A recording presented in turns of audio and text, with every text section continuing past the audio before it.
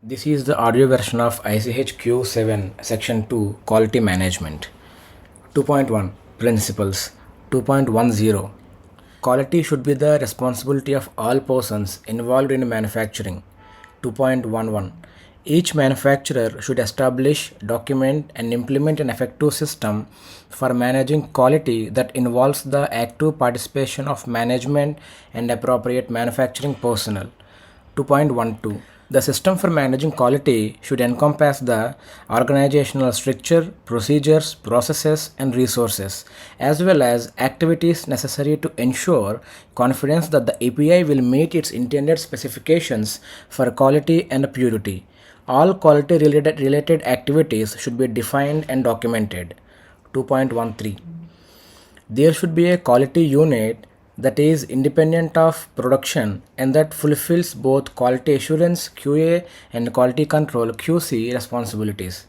This can be in the form of separate QA and QC units or a single individual or group depending upon the size and structure of the organization. 2.14 The persons authorized to release intermediates and APIs should be specified. 2.15 All quality related activities should be recorded at the time they are performed. 2.16 Any deviation from established procedures should be documented and explained. Critical deviations should be investigated, and the investigation and its conclusions should be documented.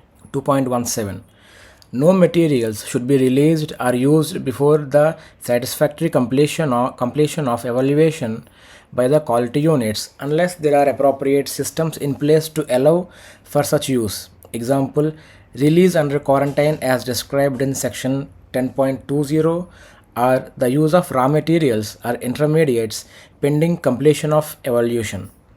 2.18 Procedures should exist for notifying responsible management in a timely manner of regulatory inspections, serious GMP deficiencies, product defects, and related actions.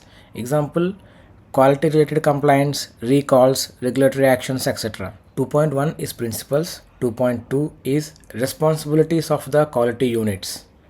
2.20 The quality units should be involved in all quality related matters. 2.21 The quality units should review and approve all appropriate quality related documents. 2.22 The main responsibilities of the independent quality units should not be delegated. These responsibilities should be described in writing and should include but not necessarily be limited to 1. Releasing or rejecting all APIs. Releasing or rejecting intermediates for use outside the control of the manufacturing company. 2.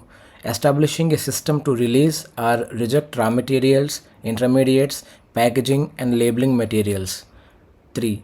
Reviewing completed batch production and laboratory control records of critical process steps before release of the API for distribution. 4. Making sure that critical deviations are investigated and resolved. 5. Approving all specifications and master production instructions. 6. Approving all procedures impacting the quality of intermediates or APIs. 7. Making sure that internal audits, self-inspections are performed. 8. Approving intermediate and API contract manufacturers. 9. Approving changes that potentially impact intermediate or API quality. 10.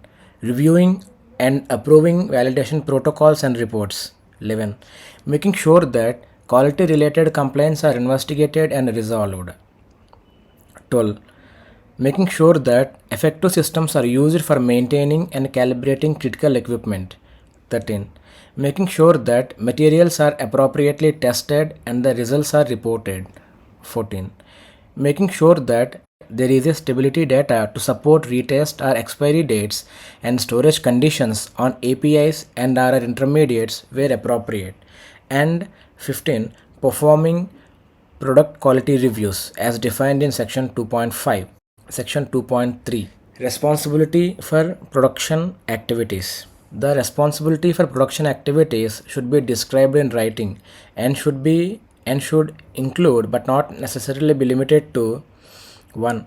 Preparing, reviewing, approving, and distributing the instructions for the production of intermediate or APIs according to written procedures. Producing APIs and, when appropriate, intermediates according to pre-approved instructions. Reviewing all production records and ensuring that these are completed and signed. 2.3 Responsibility for production activities. The responsibility for production activities should be described in writing and should include but not necessarily be limited to 1. Preparing, reviewing, approving, and distributing the instructions for the production of intermediates or APIs according to written procedures.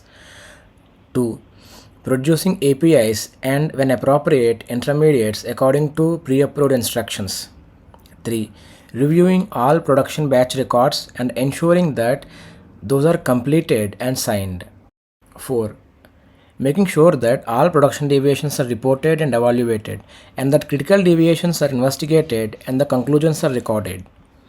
5. Making sure that production facilities are clean and, when appropriate, disinfected. 6. Making sure that the necessary calibrations are performed and records kept. 7. Making sure that the premises and equipment are maintained and records kept. Number 8. Making sure that validation protocols and reports are reviewed and approved. 9. Evaluating proposed changes in product, process, or equipment. And 10. Making sure that new and, when appropriate, modified facilities and equipment are qualified. 2.4 Internal audits, self-inspection. 2.40 In order to verify compliance with the principles of GMP for APIs, regular internal audits should be performed in accordance with an approved schedule. 2.41 Audit findings and corrective actions should be documented and brought to the attention of responsible management of the firm. Agreed corrective actions should be completed in a timely and effective manner. 2.5 Product Quality Review.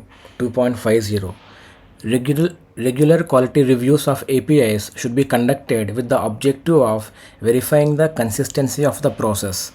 Such reviews should normally be conducted and documented annually and should include at least a review of critical in-process control and the critical API test results, a review of all batches that fail to meet established specifications, a review of all critical deviations or non-conformances and related investigations, a review of any changes carried out to the process or analytical methods, a review of results of the stability monitoring program, a review of all quality related returns, compliance and recalls, and a review of adequacy of corrective actions. 2.51 The results of this review should be evaluated and an assessment made of whether corrective actions or any revalidation should be undertaken. Reasons for such corrective action should be documented. Agreed corrective actions should be completed in a timely and effective manner.